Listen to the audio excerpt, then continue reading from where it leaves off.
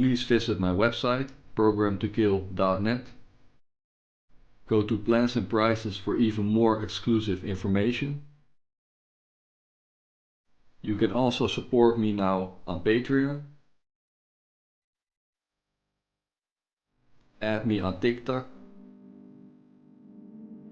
And leave a like and comment.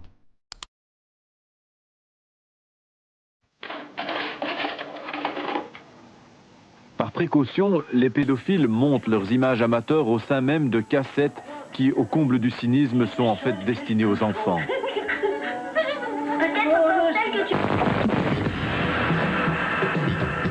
Dutroux, cinéaste de l'horreur, a-t-il réalisé ses courts-métrages pour sa propre consommation ou bien est-il le pourvoyeur en cassettes pédophiles d'un réseau beaucoup plus important? La vente d'enfants ou de cassettes alimente-t-elle les comptes bancaires de Marc Dutroux? Certains journaux ont tenté d'établir une relation entre la disparition d'enfants et des versements qui apparaissent sur les comptes de Dutroux. Mais cette hypothèse ne résiste pas à l'analyse. La plupart de ces entrées d'argent s'expliquent par exemple par la vente de propriétés, des prêts bancaires, des vols de voitures et enfin, il semble aujourd'hui établi que Marc Dutroux se livrait également à la vente de drogue. Il y a d'une part l'apparition de témoignages importants, récentes, et qui font que l'enquête Dutroux devient une enquête qui prend une autre perspective. Puisqu'il y a des témoins qui ne semblent même pas savoir parler de Dutroux quand ils ont parlé de ce réseau.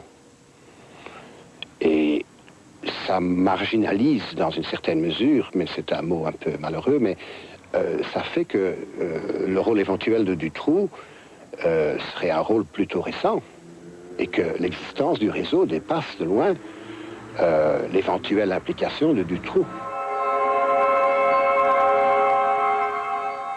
Depuis plus de 20 ans, la Belgique serait donc gangrénée par des réseaux de pédophilie qui se développent dans l'ombre. Certaines victimes ont décidé de témoigner des sévices qu'elles ont subis. Et à partir de mes 8 ans, le commerce vraiment de mon corps a commencé.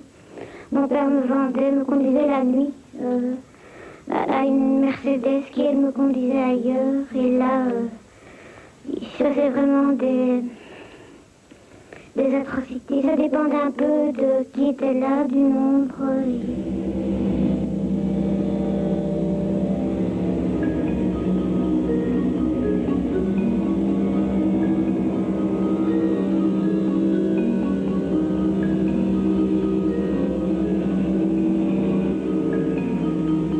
Moi, je suis issue d'un milieu privilégié. Et les endroits où j'étais conduite étaient très luxueux. J'ai un souvenir d'une immense maison, de baignoires en marbre, de lustres en cristal. Pour moi, c'était des gens qui avaient beaucoup d'argent. À Neuchâteau, on pense que le lien entre certains de ces dossiers plus anciens et l'affaire Dutroux pourrait être Michel Nioul. L'enquête devra le déterminer. Peu d'entre nous peuvent imaginer la nature même des faits commis lors de ces abus d'enfants. À l'analyse des dossiers, on y découvre l'horreur la plus absolue. Je pense que Dutroux est en train de tout foutre sur le dos de Weinstein. Comme il a fait d'ailleurs pour la séquestration. Je n'ai plus vu Bernard. Bon, après, les intéressés séquestrés m'ont dit même il est en train de mettre tout sur le dos de Bernard. Il est en train de le charger à mort. Selon Dutroux, Julie et Mélissa seraient mortes de faim. Le rapport d'autopsie révèle effectivement une importante perte de poids. Mais l'autopsie signale également des traces de violences sexuelles graves qui auraient pu entraîner la mort des fillettes. Dutroux et sa bande sont impliqués dans les enlèvements de 6 filles. Mais existe-t-il un lien entre cette bande et d'autres disparitions d'enfants plus anciennes? Selon les enquêteurs de Neuchâteau, 2 pistes ne sont pas à négliger. La première mène à Laurence Mathuès, disparue près de Wavre au mois d'août 92. Le corps de Laurence sera retrouvé quelques jours après sa disparition. L'autopsie révélera une absorption mortelle de barbiturique. Une particularité qui n'est pas sans rappeler la méthode utilisée par Dutroux pour enlever ses victimes. Ils lui ont donné des médicaments qu'elle a toujours recrachés. Mais alors il a bien vu que ça moussait, qu'elle ne les avait pas pris, quoi. Alors ils lui ont dit que c'était une petite maline. Alors ils lui ont redonné 7 cachets. Et encore toujours ces gouttes-là. Puis après elle s'est endormie et elle a atterri dans l'endroit où on l'a retrouvée, quoi. Hein. Pour les 3 premiers jours, j'ai dormi, oui. Oui. Je savais pas ce que je faisais, quoi. J'étais sous l'effet des médicaments, alors je dormais.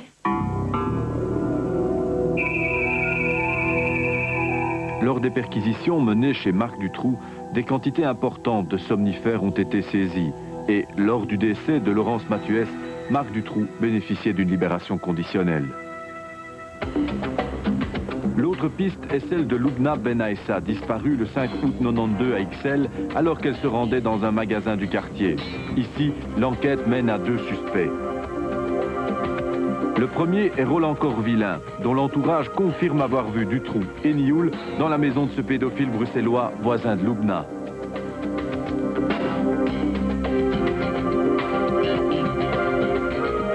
L'autre suspect serait un client du Dolo, un des endroits fréquentés par Nioul. Pour Neuchâteau, ces pistes sont brûlantes. Des indices importants pourraient être découverts dans un avenir très proche.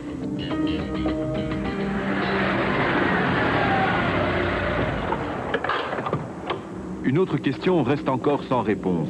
Julie, Mélissa, Anne, Efieux, Sabine et Laetitia ont-elles été les victimes d'autres personnes que Dutroux et ses proches? Aujourd'hui, aucun élément ne permet de le croire, ni dans le témoignage des victimes, ni dans les documents saisis.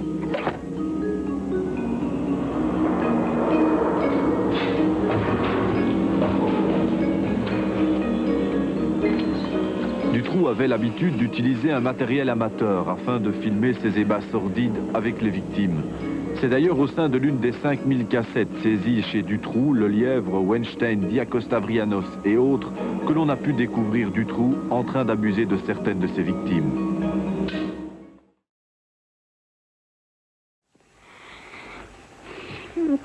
Il y avait de vilains monsieur qui m'avaient fait du mal et de vilaines madame et un vilain curé. Il me faisait du mal, mais le vilain curé rigolait quand on me faisait du mal. Est-ce que tu as été photographié? J'ai été vue dans une caméra. On t'a filmé? Dans une caméra comme ça, attachée au plafond, avec une barre pour qu'elle avance. Est-ce qu'on te déshabillait?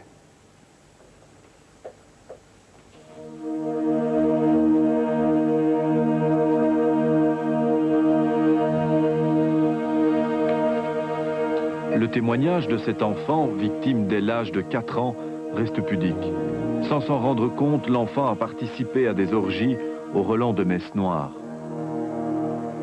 L'enfant était emmené donc dans plusieurs endroits, dont un en particulier, où il y avait donc une caméra avec des spots et quelqu'un qui photographiait, un monsieur qui photographiait dans une ambiance d'orgie, avec, semble-t-il, quelques rituels, où elle a vu par exemple que l'on signait un monsieur nu avec un genre d'épée, de couteau.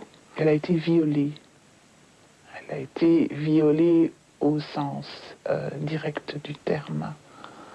Donc c'est pas un viol technique, elle a subi des viols techniques, mais elle a subi un réel viol. Elle a été menacée qu'on lui mettrait un bâton dans le pet aussi, pour le dire comme elle l'a expliqué. Disons qu'avec les vilains messieurs, elle a plutôt vu des scènes de masturbation. Elle savait faire un striptease, ça, comme une professionnelle. Donc c'est comme si elle était initiée à la prostitution enfantine. Voilà le genre de témoignages auxquels doivent faire face les enquêteurs. D'autres, plus effroyables encore, évoquent la mise à mort d'enfants.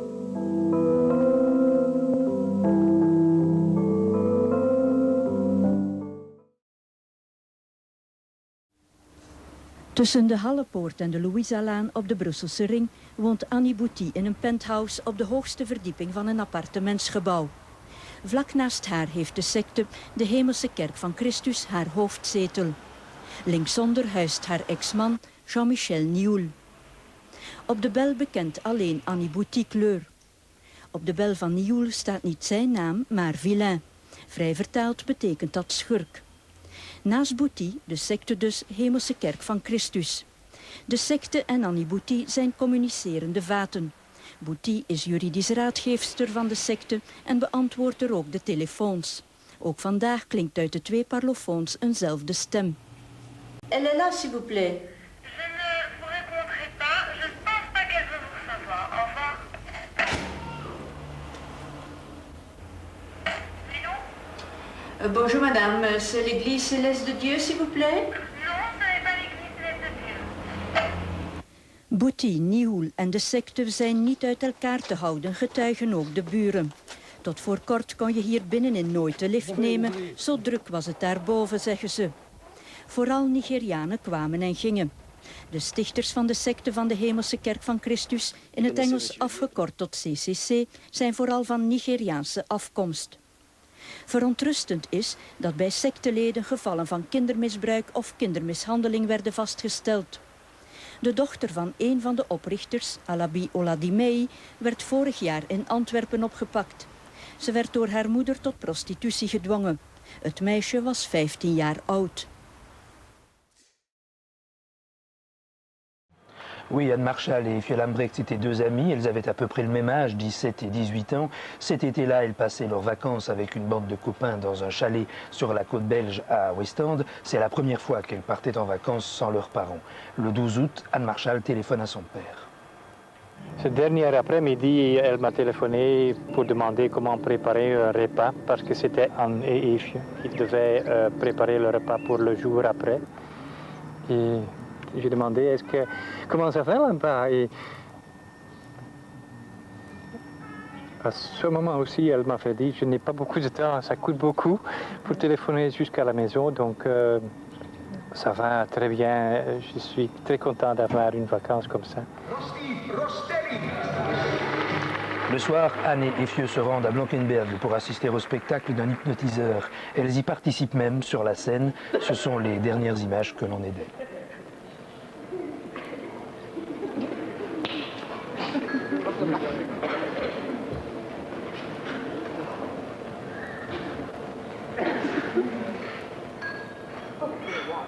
À la sortie du spectacle, Anne et Effieux vont prendre le tram pour rentrer à West End, mais elles ont oublié que c'est le dernier tram de la journée. Il s'arrête à Ostende, c'est le terminus.